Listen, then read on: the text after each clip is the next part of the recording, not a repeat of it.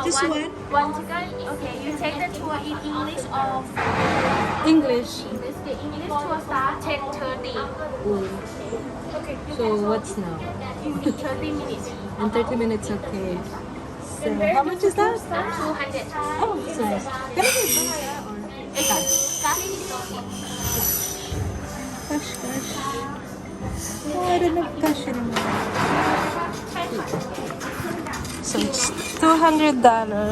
Then the tour guide is included. English tour guide, it will start ng 10:30. So, mag-ikot-ikot muna ako o maghintay sa garden. Wow.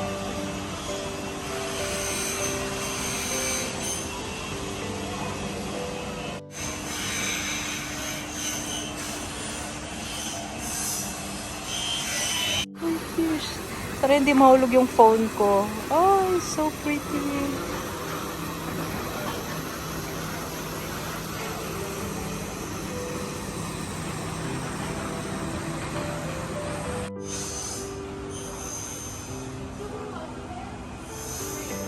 Magsugod ang tour alas 10:30. So samtang pa siya nagsugod, magtuyok-tuyok sa ako sa garden para para sulit ang ako ang 200, you know.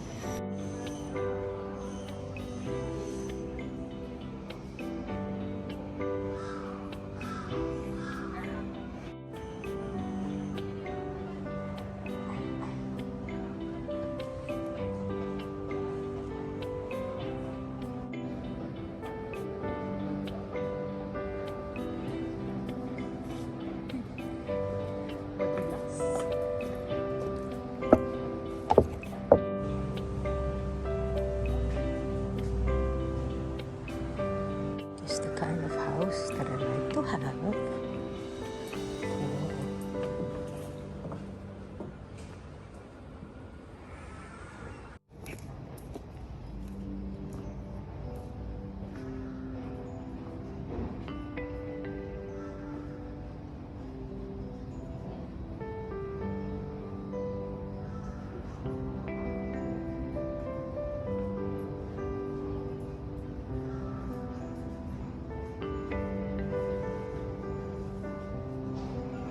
Garden.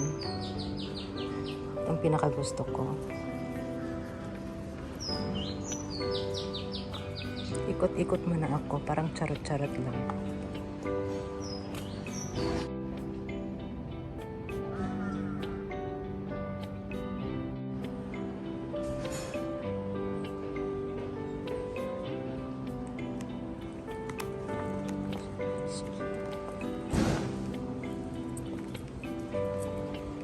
So, ito yung third house.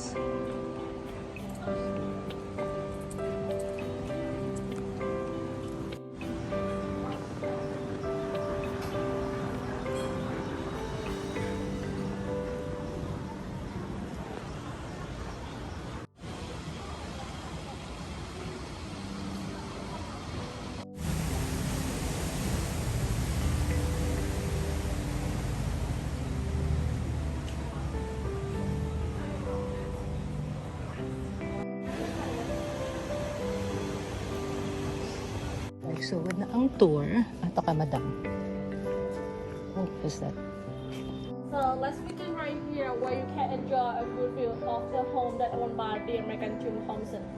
In 1967, Jim Thompson disappeared without trace in common headlines of Malaysia, and to this day we do not know what happened to him. So today, as we visit his home, you learn more about Jim Thompson, who was a successful businessman and the father of Jim Thompson Taisil Company.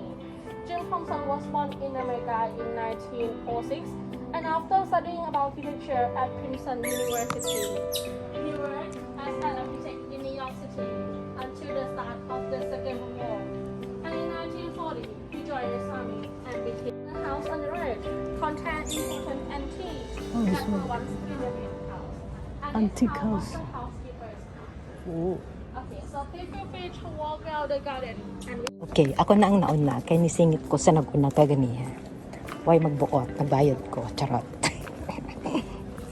now when we build a new house, we are disturbing the street who live in the ground, like the street who live here before us. Bag in the locker. Okay, I'll choose the bag. I like it. Would it fit? Other side is the big one. This one can. Yeah, it fits. She'll be fine in there. Thank you.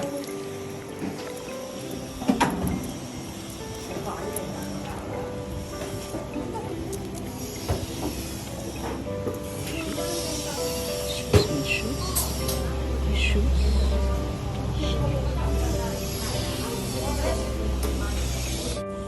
With the dog.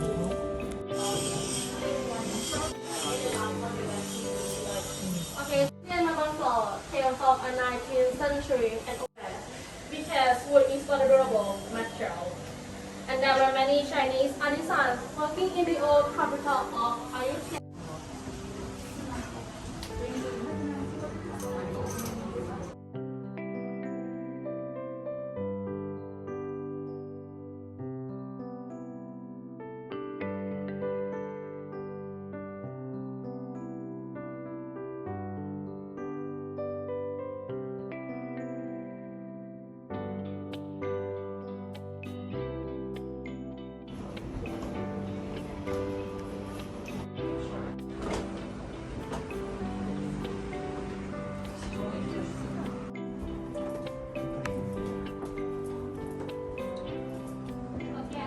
The master bedroom of Thompson, Malaysia in 1967. The drinks. And of course, the famous coconut is 120. And what else? Now the food, I was thinking to have pad thai gong, I said maybe, or rice. I think I'll get pad thai.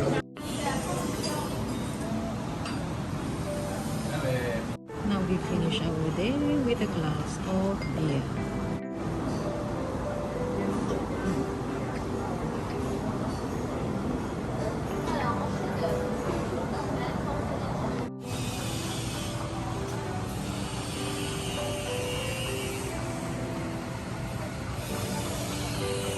Thai gong. Let's see.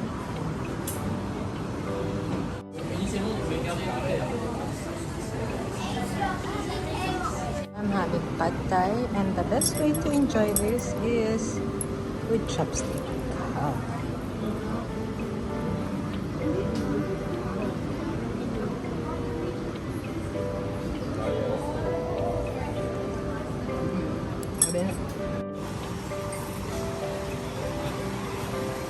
All for today. Medyo naulan, pero okay lang. We're gonna walk from here to the station. Medyo 400 meters lang naman siya. So no worries. I hope you enjoy that one. So if you're gonna come to Bangkok, don't forget to visit this place. 200 baht lang siya.